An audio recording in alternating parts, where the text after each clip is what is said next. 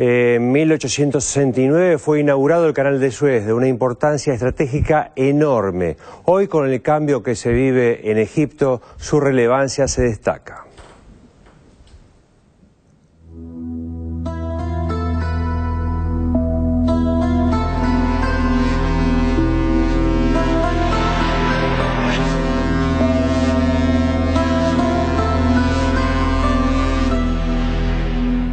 Inaugurado en 1869, el Canal de Suez permite a los barcos que viajan entre el este y el oeste evitar el largo rodeo en torno al Cabo de Buena Esperanza por el sur del continente africano, que le supondría unos 9.000 kilómetros adicionales.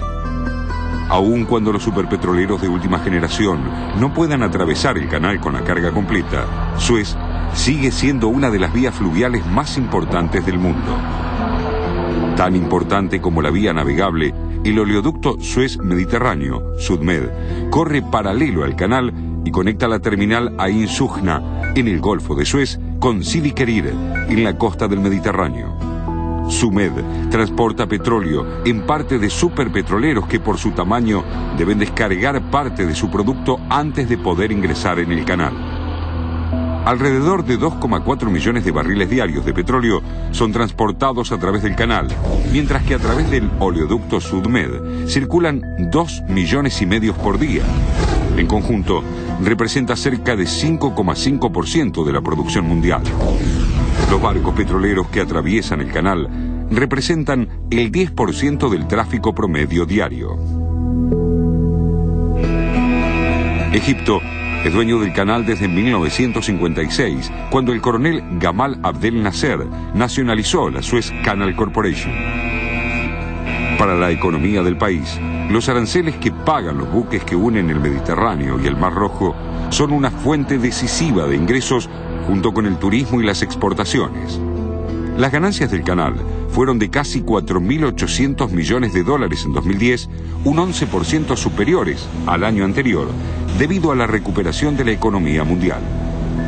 ¿Qué podría pasar si esta estratégica vía de comunicación marítima del Oriente con Europa quedara interrumpida? ¿Cuáles serían los perjuicios? It's too early to tell at this point. I think the major concern would be the effect on energy markets, and you've seen energy prices increase, but a lot will depend on sort of what happens in following days and with the Suez Canal. So I think people are watchful, and there's obviously a lot of concern primarily in terms of what happens in terms of the political process. El miedo de los mercados a que el canal de Suez quede cerrado por la parálisis económica que amenaza a Egipto ha provocado ya la subida del precio del barril de petróleo Brent, ubicándolo en torno a los $100. Si esa vía de transporte entre los países árabes y el Mediterráneo se clausura, se estima que los buques que llevan el crudo a América del Norte alargarían su travesía en 10 días, mientras que los que se dirigen a Europa demorarían 18 días más. Eso no solo incrementaría los costos finales del petróleo, sino que tendría una repercusión directa en el precio de los combustibles.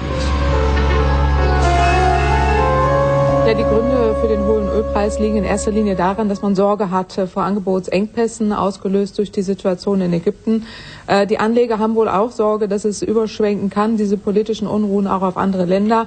Das ist im Moment nicht zu befürchten. Es gibt auch keine Angebotsengpässe auf dem Markt. Dennoch reagiert natürlich der Preis auf diese Entwicklung.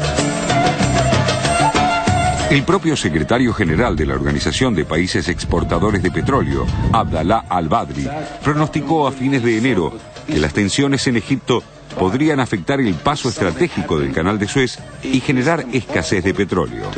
La OPEP evalúa que la demanda actual de los mercados de crudo está cubierta y que la subida de los valores, hasta ahora, está exclusivamente vinculada a la especulación.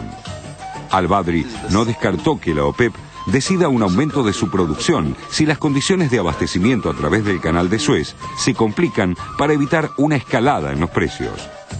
El economista jefe del Organismo Internacional de Energía Atómica, Fatih Birol, opinó, sin embargo, que el precio de $100 por barril ya alcanzado resultaría perjudicial para la economía mundial en caso de mantenerse, y señaló sus expectativas de que los valores no pasen ese límite.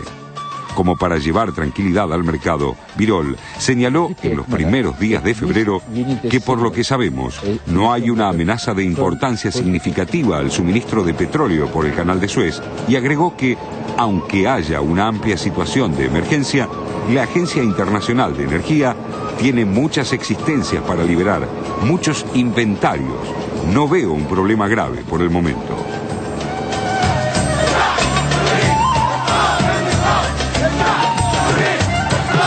El tránsito a través del canal no ha sido interrumpido hasta esta semana por las protestas contra Mubarak, pero ningún observador se atrevería a descartar algún tipo de alteración. Informaciones recientes provenientes de Egipto dan cuenta de disturbios en los puertos de Alejandría y Damietta debido a la falta de personal.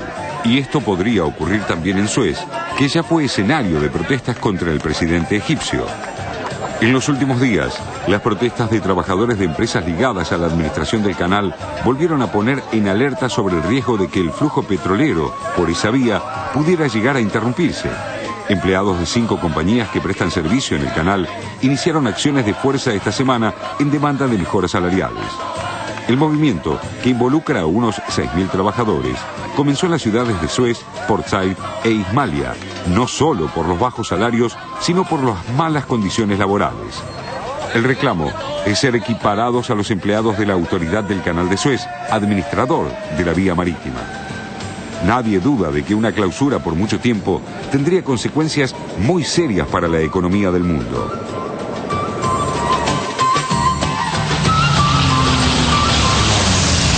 El canal fue cerrado entre 1967 y 1975, tras la guerra árabe-israelí, que dejó a las tropas egipcias de un lado de las aguas y a las fuerzas israelíes del otro.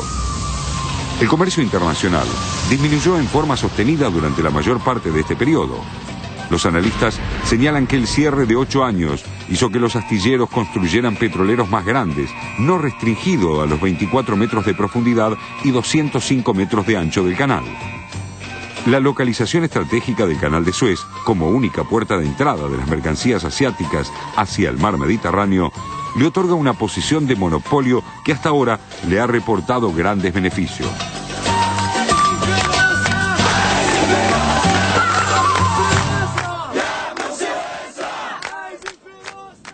Una vía marítima fundamental, la del Canal de Suez, por donde pasa 1/3 del comercio mundial. Tengamos en cuenta lo que significa todo el Mediterráneo, que depende de la entrada de todo lo que son los productos de los países asiáticos, de ida y de vuelta, con los países de Europa, que se abastecen fundamentalmente de ahí, y toda la salida de esos mismos productos hacia el Atlántico Norte, ¿no? Además tuvo un costado político muy importante, esto hay que recordarlo, porque Nasser nacionaliza el Canal de Suez en 1956 porque estaba en manos de los egipcios y de los franceses. Los egipcios además tenían 80.000 soldados en el Canal de Suez. Para entender la visión estratégica, estaba buscando unos datos, encontré entre 1934 y 1956, al momento de la nacionalización, los británicos recaudaron 26.000 millones de dólares, moneda de entonces, porque habían pasado más de 400.000 buques. Recordemos que en los canales, buque que pasa, buque que paga.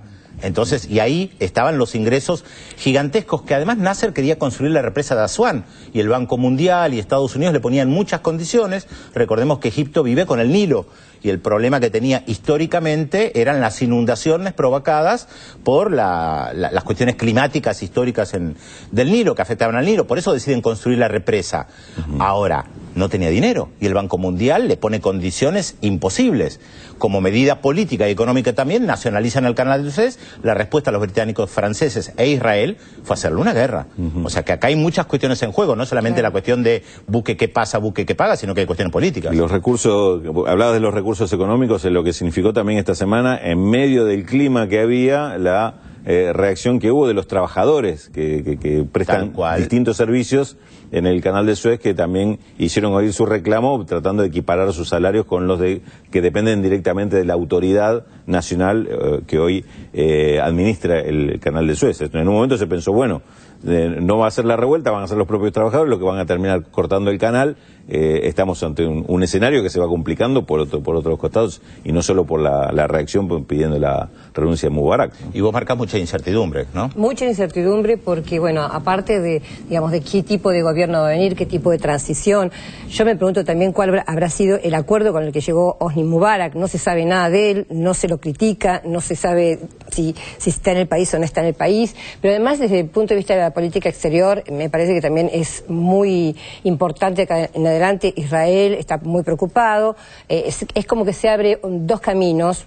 Digamos, pueden abrirse muchos más, las alternativas son siempre muchas, pero los dos más importantes es si van a, como dice Estados Unidos, respetar los acuerdos con Israel, es decir, que va a seguir de alguna manera el mismo statu quo, o como ya están pidiendo algunos palestinos, o incluso hoy insinuó el presidente Ahmadinejad de Irán, si Egipto va a empezar a preocuparse por la causa palestina desde otro lugar, ¿no? Si se va a ver una apertura hacia los países palestinos. Incluso hoy festejando la Revolución Islámica, en 32 años de la Revolución Islámica, el presidente iraní dijo, bueno, en el futuro sería muy importante poder armar una comunidad de países islámicos. Es decir, ya todos los países están viendo a ver cómo se orienta esta revolución incipiente. Sí, pero hay que ver el efecto que tiene lo que está pasando en Egipto sobre Irán, justamente. Si hablamos de Egipto, hablamos de los jóvenes, aquellos que tomaron la plaza. Estamos en comunicación con Amal Ramsis. Amal Ramsis es cineasta egipcia, habla perfecto castellano, estuvo en la plaza prácticamente todo el tiempo y ahora la tenemos en comunicación con nosotros. ¿Qué tal, Amal? Gracias por estar comunicada con nosotros y queremos que nos cuentes un poco el clima que se vive ahora en el Cairo, 5 horas más que en Buenos Aires. Pues nada, que la gente está súper contenta, todo el mundo todavía está en la calle, todavía están escuchando canciones alegres sobre la revolución y bueno, hay mucha gente que han decidido no dejar la plaza hasta que se cumplan plenamente las demandas del pueblo. Entonces hasta ahora todavía hay tiendas de campaña, hay este tipo de plástico que protegía a la gente de la lluvia y van a estar ahí todo el rato. Hoy por la mañana, hasta ahora, lo que está pasando también, muchos grupos de jóvenes que empezaron a limpiar toda la zona del centro, que son manifestantes, pero se organizaron para limpiar la zona, para volver poco a poco a la vida normal. Amal, pero es un movimiento ciudadano que no tiene nada que ver con el gobierno. Hola, Amal, encantada. Telma Luzani te está hablando desde Buenos Aires. Quería saber si qué reacción tuvo la gente que esté el ejército gobernando, digamos, porque de alguna forma se trata de un golpe de estado del ejército lo que ha sucedido, ¿no? No, eso no es un golpe de estado, porque el ejército de Egipto no tiene la misma historia como otros ejércitos en América Latina, en otros países. Aquí el ejército tiene una historia de excepción. Todo lo contrario, desde el 52 sí que hubo golpes de Estado, pero un golpe de Estado que apoyó las demandas de la gente. Y desde que empezó esta revolución, siempre el ejército estaba, bueno, podemos decir neutro, de todo lo que pasaba, y ahora ha tomado el poder, pero también ha declarado que un gobierno civil es el que va a haber ahora, y todo el mundo confía en esto. No solamente porque el ejército tiene confianza, también la gente ya sabe que pueden imponer todas sus demandas. Muy bien, Amal, muchas gracias por esta comunicación. Las comunicaciones a veces son difíciles con Egipto. Recordemos que el gobierno Hosni Mubarak cortó Internet, Twitter, Facebook, incluso las comunicaciones telefónicas durante un tiempo. Ahora, interesante lo que planteabas sobre si fue un golpe de Estado. A mí me parece que no. A mí me parece que hay mucha incertidumbre también en la clase gobernante, que no saben qué hacer. Porque el jueves, cuando habló Hosni Mubarak, él dice que le delegaba parte del poder, que había un debate si le delegaba todo el poder o parte del poder al vicepresidente. Ahora aparece el vicepresidente ayer diciendo que el control lo tiene el ejército. Me parece que no saben qué hacer. Está claro que no están respetando la Constitución, porque si no debería asumir como presidente el vicepresidente, y vayan a saber cuánto va a durar esto. Una posibilidad es que Omar Suleiman, que es el número 2, el vicepresidente, es un hombre que está acostumbrado a trabajar en las sombras, ¿no? Es el gran hombre de la inteligencia egipcia que ha hecho todas las negociaciones, estuvo en casi todas las negociaciones entre palestinos e israelíes, tiene una entrada muy fluida en Estados Unidos, en Washington. revolución, y de alguna manera me parece que sigue queriendo ser el hombre que está en las sombras.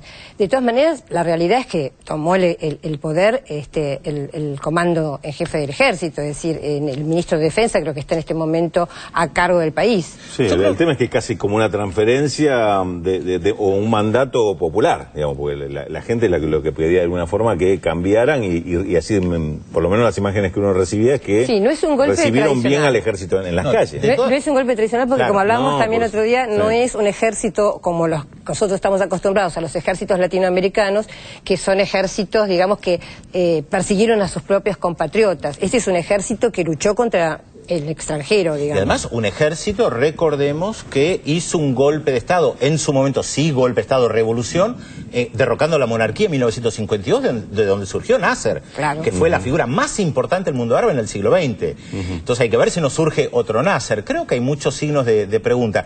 Yo quería hacer un comentario respecto al discurso de ayer de Barack Obama, porque habló celebrando todo lo que estaba pasando en Egipto. Recordemos, la semana pasada Hillary Clinton dijo que había que acompañar la transición con Mubarak hasta septiembre, y él lo comparó con la caída del muro de Berlín. Pero hay una gran diferencia. Cuando cayó el muro de Berlín, Estados Unidos apoyaba a todos los jóvenes que estaban en la revuelta en todo el bloque soviético, porque quería que se desintegrara el bloque soviético. Acá Estados Unidos estuvo apoyando y sigue apoyando a todos aquellos que están en el poder, y eso marca una gran diferencia. Sí, es curioso, perdóname, es curioso porque se habla o de la caída del muro de Berlín o de la revolución islámica, como dos modelos, ¿no? Claro. Y yo creo que cuando se trata de empujar la idea de que sea el muro de Berlín, digamos, se trata de alguna manera de encorsetar o de encaminar qué es lo que va a pasar. Es decir, los países que van a ir hacia el neoliberalismo, porque lo que pasó con la caída del muro de Berlín es que toda Europa del Este se fue al neoliberalismo. Esto ya lo tienen, y a la democracia. Esto ya lo tienen. Eso ya lo tienen. Pero digamos, que no se desvíen del camino, me parece que ese es el mensaje, ¿no? Totalmente.